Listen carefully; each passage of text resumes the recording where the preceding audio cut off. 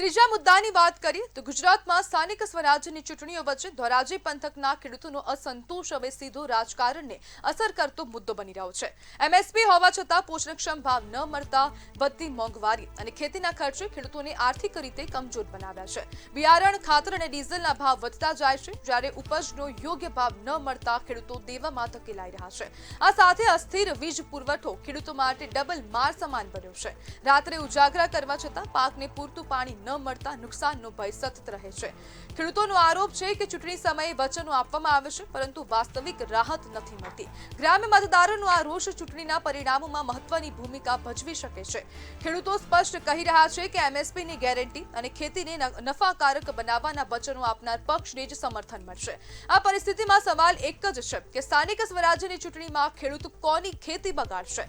હવે નિર્ણય મતદાન પેટીમાં જ થશે, જ્યાં ખેડૂતોનો ગુસ્સો કે સમર્થન સીધો સત્તાના સમીકરણોને બદલાવી શકે છે। ધોરાજી પંથકના ખેડૂતો હવે ક્યાંક ને ક્યાંક સરકારથી નારાજ હોય તેવું લાગી રહ્યું છે, કારણ કે હવે ખેડૂતો દ્વારા કહેવામાં આવ્યું છે કે જે લોકો હવે ખેતીને નફાકારક બનાવશે, એમએસપીની ગેરંટી આપશે, તે લોકોને જ હવે ક્યાંક ને ક્યાંક સમર્થન આપવામાં આવશે। અને ક્યાંક ને ક્યાંક અહીંયા એવા પણ પ્રશ્નો ઉભા થઈ રહ્યા છે કે ખેડૂતો હવે આ વખતે કોની ખેતી બગાડશે, જ્યારે વચનો સામે વાસ્તવિકતા શૂન્ય જોવા મળી રહી છે અને હવે ખેડૂતોમાં અસંતોષ છે। જ્યારે સ્થાનિક ચૂંટણીમાં ખેડૂતો કોને પાઠ ભણાવશે તેવા પણ અનેક પ્રશ્નો અહીંયા ઉભા થઈ રહ્યા છે। અને સ્થાનિક સ્વરાજ્યની ચૂંટણીમાં ક્યાંક ને ક્યાંક હવે ખેડૂતો હવે બાયો ચડાવે તેવું પણ લાગી રહ્યું છે। ક્યાંક અમુક વિસ્તારોમાં ખેડૂતો મતદાન બહિષ્કારની ચીમકી પણ ઉચ્ચારી રહ્યા છે અને સાથે સાથે હવે ખેડૂતો દ્વારા કહેવામાં આવ્યું છે કે તેવા જ પક્ષોને સમર્થન મળશે જે લોકો ખેડૂતોના હિતમાં વિચાર કરતા હશે, ખેડૂતોના મુદ્દાઓને ધ્યાનમાં રાખતા હશે, ખેડૂતોના અવાજને વાચા આપતા હશે, તેવા લોકોને હવે ક્યાંક ને ક્યાંક ખેડૂતો સમર્થન આપશે તેવી પણ હવે ક્યાંક ને ક્યાંક ખેડૂતો દ્વારા જણાવવામાં આવ્યું છે। જ્યારે ખેડૂતોનો રોષ ચૂંટણીમાં ભારે પડવાની શક્યતા પણ લાગી રહી છે, કારણ કે રાજ્યમાં છેલ્લા ઘણા સમયથી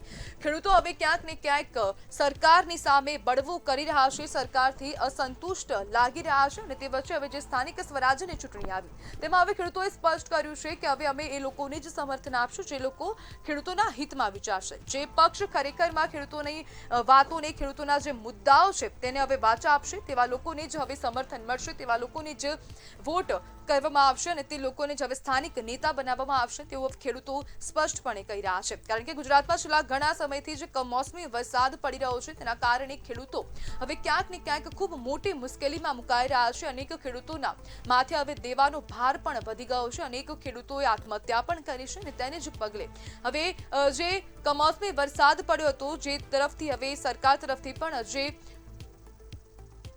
રાહત પેકેજ જાહેર કરવામાં આવ્યું હતું તે રાહત પેકેજ ક્યાંક ને ક્યાંક ખેડૂતો સુધી પહોંચ્યા નથી। અમુક ખેડૂતો સુધી જ રાહત પેકેજ પહોંચ્યું છે તેવા આક્ષેપો ખેડૂતો કરી રહ્યા હતા અને તે વચ્ચે હવે જે સ્થાનિક સ્વરાજ્યની ચૂંટણી આવી તેમાં હવે ખેડૂતો જવાબ આપશે તેવી ચીમકી હવે ઉચ્ચારવામાં આવી છે।